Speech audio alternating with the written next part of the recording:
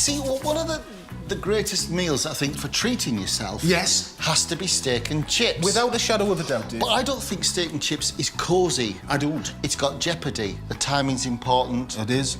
And you don't get gravy with your chips. Everybody needs gravy with their chips. So we've solved all that problem. Oh, yes. This is cosy steak and chips. Oh, it could have been the duvet of meaty love that gives you a cuddle of an evening. It is this dish. You know, braising steak, it's cheap. You cut it up, you put it in stews, but this will leave the steaks whole, so you feel as though you've got a steak. It will melt in the mouth, but the bonus is this gravy. Oh, that's wonderful. Good, isn't it? Trim any fat or bad bits from the beef and season on both sides with salt and lots of freshly ground black pepper. Lovely. Fry the steaks 2 at a time over a medium heat for a couple of minutes on each side till they're nicely coloured and brown. Meanwhile, I'm going to get on with the chips. I cut these and left them to soak about 6 hours ago. It releases the starch, you get a better chip. Now, I'm going to dry these off a bit, because I put them in the fat like this, they're going to splutter. Now, I have been known to say I hate chunky chips. Yes, you have, Dave. But because we've got gravy, I think it's more than tolerable. Now, I'm going to do double-cooked chips. This means I cook them first at 130 degrees for 10 minutes, let them cool down. When I'm ready, take the heat up to 190. They'll be super crispy.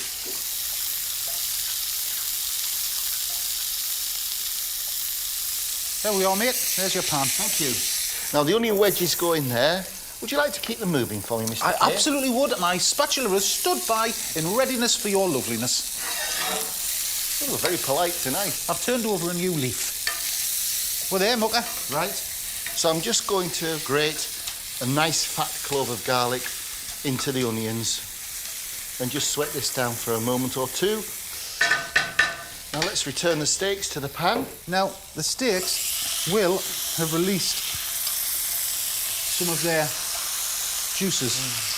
So make sure you put that back in. Oh, yeah. Now to this, we've got 500 ml of beef stock. How lovely is that? A tablespoon of tomato puree goes in. A bay leaf. And I've got some sprigs of thyme. I'm just going to strip off the leaves and bring this to a boil.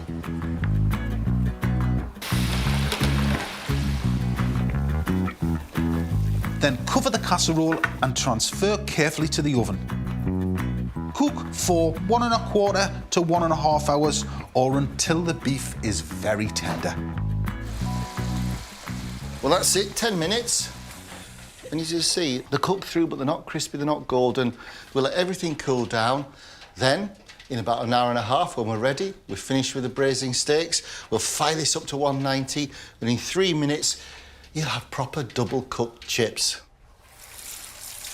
I'm going to tidy up. He must be feeling cosy if he's tidying up. It's good, isn't it? Well, I'm feeling very cosy. So am I. What would you think is the cosiest biscuit? A chocolate digestive. A Garibaldi. That can be quite cosy. Can you remember when you used to get chocolate Garibaldis? No, it didn't. That was lush. Oh.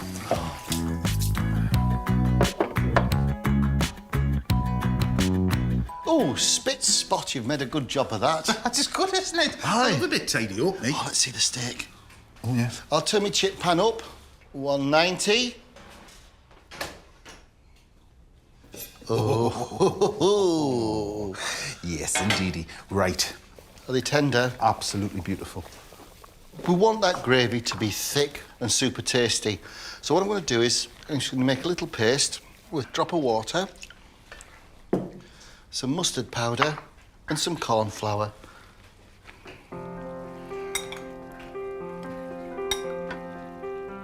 Place the casserole over a medium heat and simmer for 2 to 3 minutes until the gravy reduces and becomes thickened and glossy, stirring regularly. That, my friend, is your 3-minute warning. Right, so should I get the chips on? I think so. Beautiful. Chips ahoy! Oh, that looks good. Wasn't it just? Can I taste the gravy? Yeah, go on.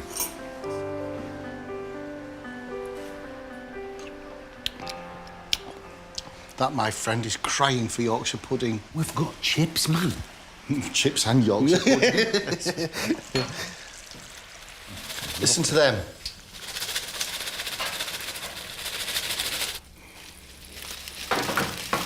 And off we go. Yes. I think 2 steaks each, don't you? Ooh.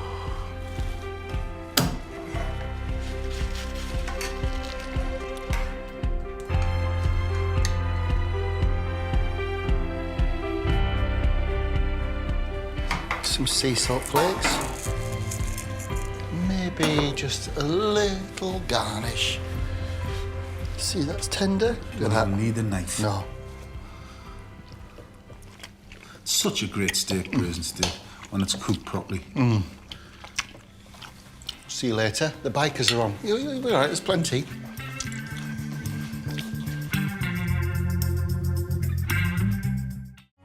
A good, proper Lancashire Hotpot. Oh, yes.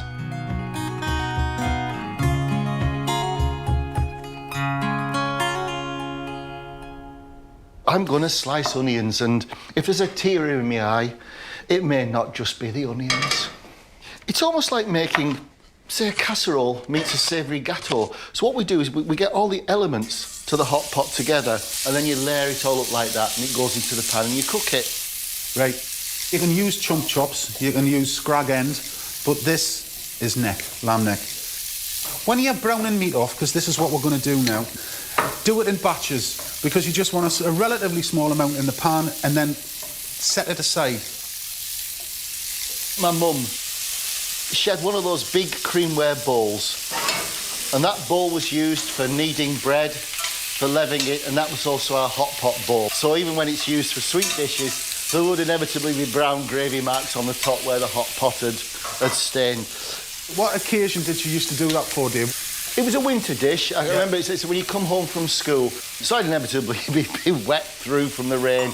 So I'm there drying out in front of the fire, so there's this smell of kind of damp schoolboy, the hot pot in the oven.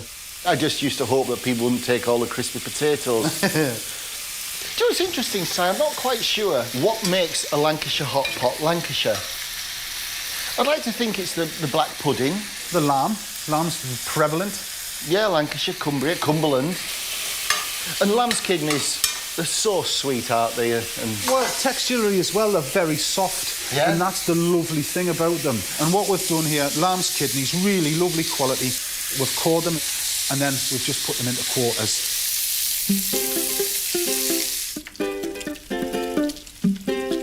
Gravy, Mr. Myers. onions go into the pan. A nice big spoonful of flour, ordinary flour, onto the onions. We'll coat that and cook it for a little bit. I've got some lamb stock here. More flavour now. Some sprigs of thyme, a couple of bay leaves, and a nice big spoonful of Worcestershire sauce. And that's the onion gravy. The pot, it is hot. So what we're going to do, we're going to butter it. So just smear with butter on the inside. Oh! I think I broke it. Oh, you haven't broken it, have you? Hold on. What? Well, you always say that I'm the clumsy one, and you're quite clumsy. I'm not clumsy. I'm an artist. 2, 3, 4. Beautiful. How easy was that? My mother would have given her eye teeth for that mandolin. Now it's the build. This layer of potato is going to cook in all the juices of the meat. Half the meat. And now we want about half this wonderful, rich onion gravy. Add a layer of black pudding slices. Cover over with a layer of potato slices, and as before, a layer of meat. Then more black pudding, then the gravy. But season the potatoes as you go. The top layer of potatoes can be arranged as carefully as you like. That is beautiful. Dot with butter cubes. That's how you get golden top. Cover with the lid and place in a preheated oven 180 degrees C for 20 minutes. Then take off the lid and cook for a further 20 minutes until the top layer of spuds is golden. Lancashire Hotpot. And it's your nostalgia dish, mucker. Just like my mother used to make. Mother. Where's the fork?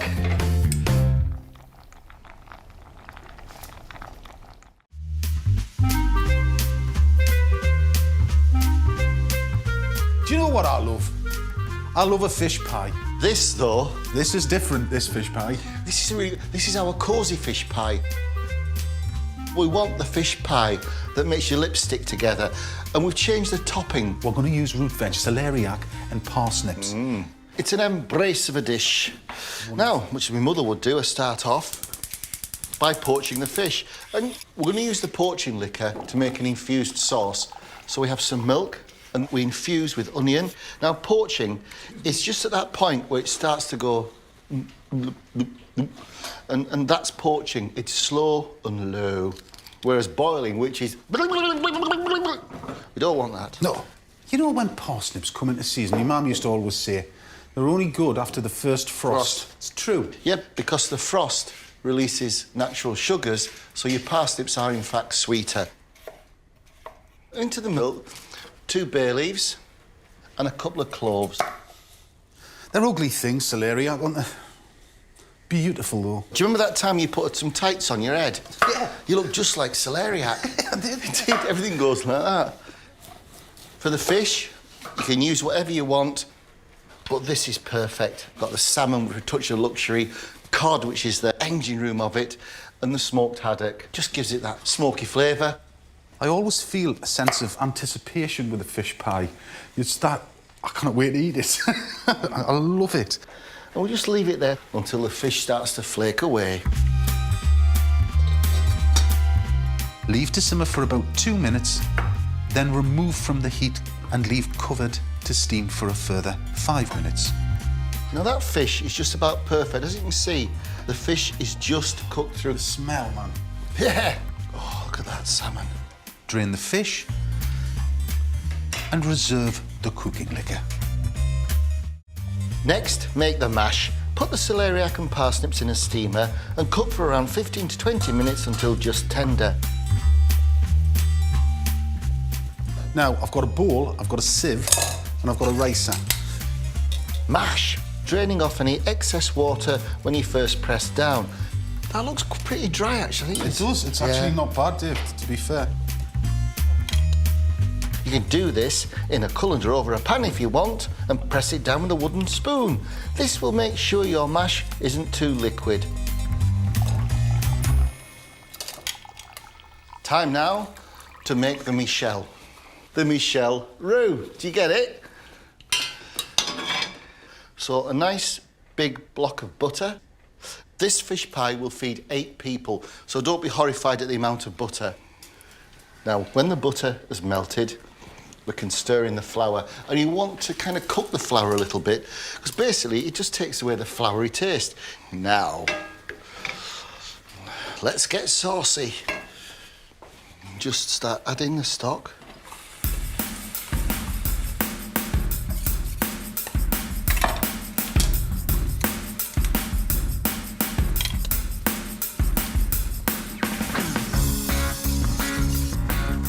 I'm going to add about half a glass of white wine.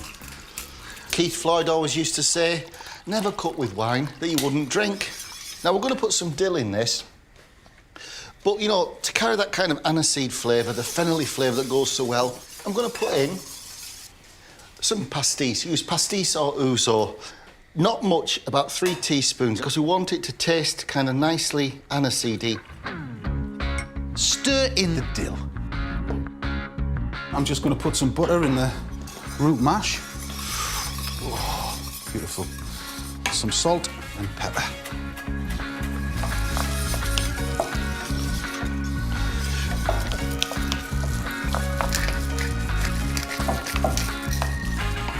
think, Si?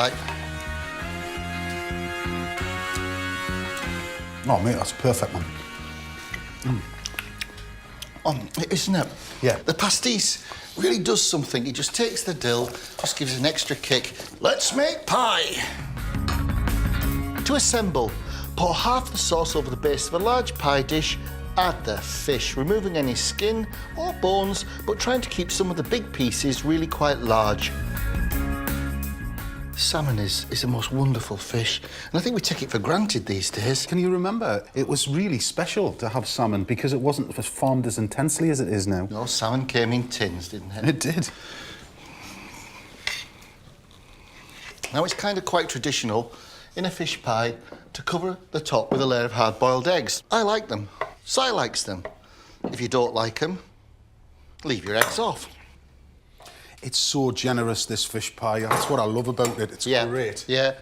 People say, like, how do you write recipes? How do you do stuff? Well, you just constantly improve, you refine, and you change the recipes. And, you know, you have fun with it, and you just get better. I think this is belter. Beautiful. This is a brilliant dish for when you want a gentle evening in. You know, when it's raining outside, you're feeling a bit under the weather. It's that grey, drizzly weather. Oh. Spread the mash over the sauce, then fork up the surface to create a rough texture. It is a whopper of a pie. This is going to boil over, but that's part of the charm. We want a bit of sizzle. We're not finished yet. Oh, no! The cheese with the root vegetables is epic. Think cauliflower cheese. We're not that far left of field with this, are we? Absolutely not. Adding in layers and layers and layers of flavour. But they're all gentle, they're all warm, they're all cosy. Yeah, this one, it's big enough to give the whole family and a few friends a hug. I'm going to pop that in the oven, Mr. Myers. Pop away, Horatio. 170? Yeah, about 3/4 of an hour until it's bubbling, heated through and golden. Just serve with your greens of choice, I would say.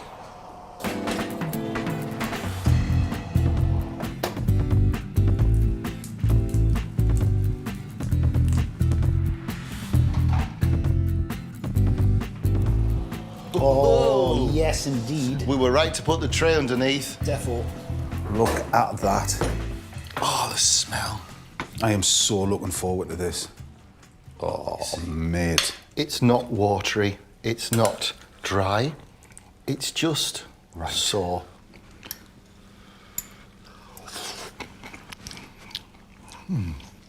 Oh, that is great. It is great. It's so different without root veg top. It's sweet. Warm, gentle. I think the cosy fish pie is the one for me. And of course, if you don't want to use root veg, just use mash on the top. Do you know what we forgot? What? We forgot the peas. You can't have fish pie without peas. Oh, flipping no, I'll go and get them on. All right, I'll just check this is all right.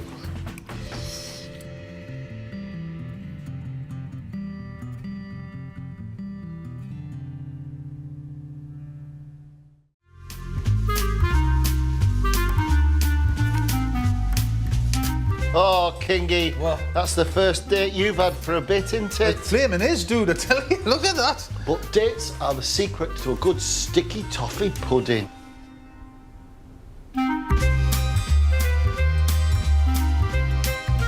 This goes back to old-fashioned times. Cartmel is near where I live, and sticky toffee pudding is said to have originated there. Now, don't bombard me if it's wrong, but, you know, for me, Cartmel sticky toffee pudding.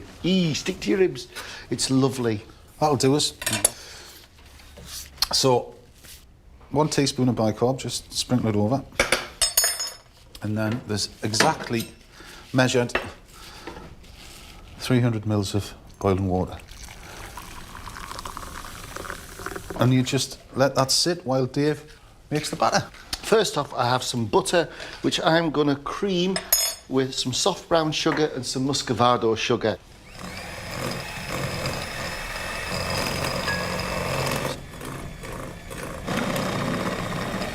So what I'll do now is I'll break an egg into there. Now, so it doesn't separate, what I'm going to do, while Dave's whisking that, I'll just add a spoonful of flour.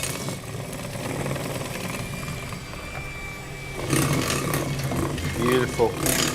And now we crack in another egg.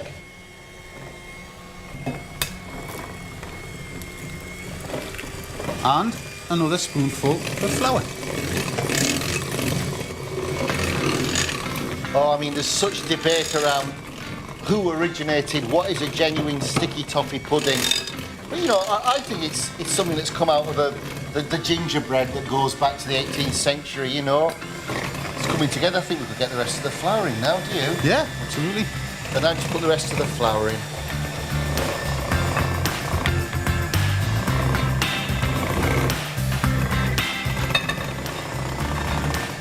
Well, I always remember one of the earliest sticky toffee puddings that I made was Delia Smith's. And Delia was the one who said, the secret is the dates. What they do is they enrich the pudding and they make it sticky. They do. You know, we've got the toffee sauce. And also they give it that lovely earthy flavour as well. Yeah. We Cumbrians, being great adventurers, cooks and generous of spirit, would have brought the dates back from our trade with a mysterious east. Now, let's put in the dates and the water and the bicarb. Right, let's just fold those in. Now the batter's virtually there. Dave's just stirring all those lovely dates and date water in. We've lined a lovely baking dish with butter and then a little bit of baking parchment. The thing is, the clue's in the title. It's got to be sticky. That's why it's quite a loose mixture. Try and get those dates so they're evenly distributed. Pop that into preheated oven, 180 degrees Celsius, 25-30 minutes until risen, golden and just a bit springy. So, the toffee sauce. It is simplicity itself. Melt the butter. Got demerara sugar. Muscovado sugar.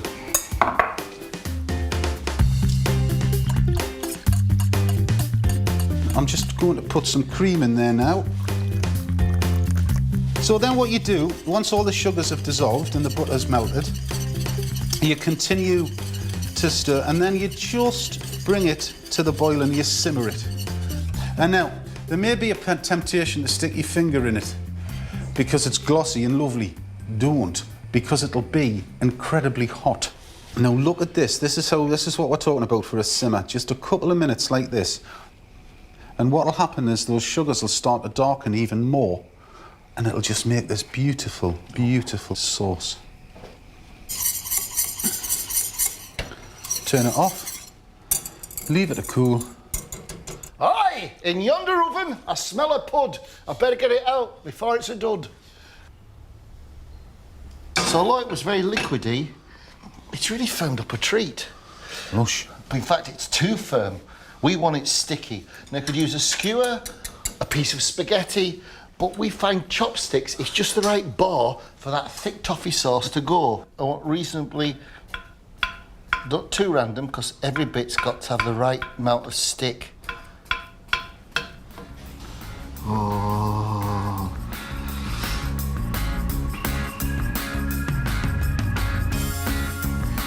So you just leave that to soak in. Leave it for a good few hours just so that soaks in. Mm-hmm. And then reheat it, reheat the sauce, serve with a bit of cream, job done.